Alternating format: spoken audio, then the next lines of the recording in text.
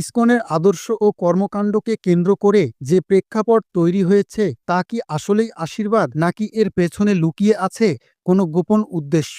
বর্তমান বিশ্বে ইসকন এক শক্তিশালী প্রভাব বিস্তারকারী সংগঠনের রূপ নিয়েছে। তবে এর প্রেক্ষাপট কি শুধুই ধর্মীয়, নাকি এর পেছনে রয়েছে গভীর কিছু রহস্য, যার জন্য ইসকন আজ সবার নজরে বিস্ফোরা? তবে অনেকেই মনে করেন ইসকনের ধর্মীয় উদ্দেশ্যের আড়ালে লুকানো আছে অনেক অনৈতিক কাজ, যা একটু পরেই জানতে পারবেন।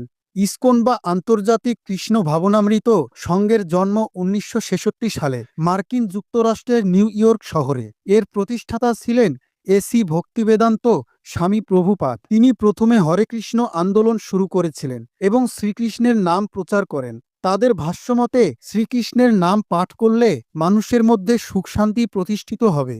এই লক্ষ্যে শুরু করা হয়েছিল হরে কৃষ্ণ আন্দোলন। ইসকন যদিও শান্তির কথা বলে, কিন্তু তাদের এই শান্তির তলায় রয়েছে শুধু টাকার খেলা এবং ধর্মের নামে শোষণ শাসন। তারা ধর্মের নামে বিশাল এক ব্যবসায়িক প্রতিষ্ঠান খুলে বসেন, যার আড়ালে চলত শারীরিক ও মানসিক অত্যাচার। এখন হয়তো ভাবছেন তাদের অভ্যন্তরীণ জীবন আসলে কি এরকম? হ্যাঁ, যেটা জানলে আপনি শিউরে উঠবেন। ইসকনের প্রাক্তন কিছু সদস্য ও ভক্তরা জানিয়েছেন একসময় শৃঙ্খলা বা ধর্মের নামে তাদেরকে দেওয়া হতো কঠিন শাস্তি। এবার হয়তো ভাবছেন ইসকনের এমন কঠোরতার পাল্লা বুঝি অনেক হালকা। তাহলে আপনি ভুল ভাবছেন। তাদের কর্মকাণ্ড পৃথিবীর অন্য সব ধর্ম কিংবা সনাতন ধর্মাবলম্বী অর্থাৎ হিন্দুদের আচার ব্যবহার থেকেও আলাদা, যার পেছনে রয়েছে কঠিন রাজনৈতিক সত্য, যেগুলোর কারণে পৃথিবীর প্রায় অনেক দেশ তাদেরকে নিষিদ্ধ ঘোষণা করেছেন। এর মধ্যে বড় দুইটি দেশ হল রাশিয়া এবং চীন।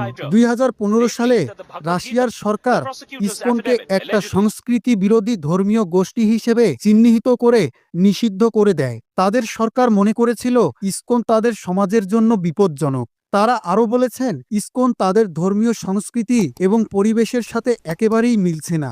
অস্ট্রেলিয়া এবং নিউজিল্যান্ডে ইসকনকে নিষিদ্ধ করার প্রধান কারণ ছিল আর্থিক শোষণ এবং অন্য ধর্মীয় আদর্শের প্রতি ইসকনের অসন্তোষ। তাহলে প্রশ্ন ওঠে, এটা কি শুধুই ধর্মীয় সংগঠন, নাকি এর আড়ালে অর্থ লুটপাটের মহাযজ্ঞ চলছে?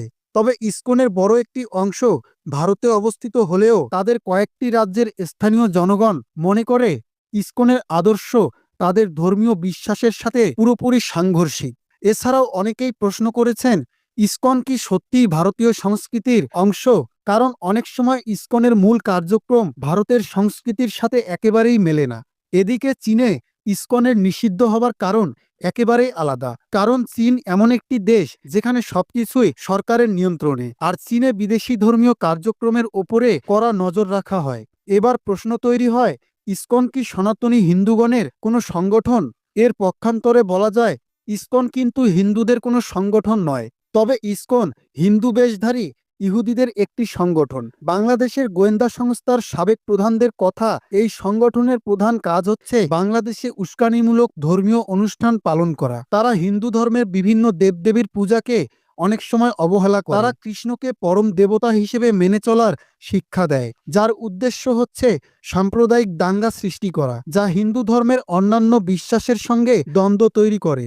এসব কারণ তেমন কিছুই না। এর চেয়ে বড় বিষয় হলো ইসকনকে একটি উগ্রবাদী সংগঠন বলে মনে করেন অনেকে। তাদের কিছু কর্মসূচি, যেমন রাস্তায় কীর্তন, ধর্মান্তরের চেষ্টা এবং কঠোর ধর্মীয় আচরণ, তাদেরকে উগ্রবাদী সংগঠনে রূপান্তর করেছে, যার জন্য অন্যান্য দেশের ন্যায় বাংলাদেশেও ইসকনকে একটি উস্কানিমূলক সংগঠন হিসেবে দেখা হয়।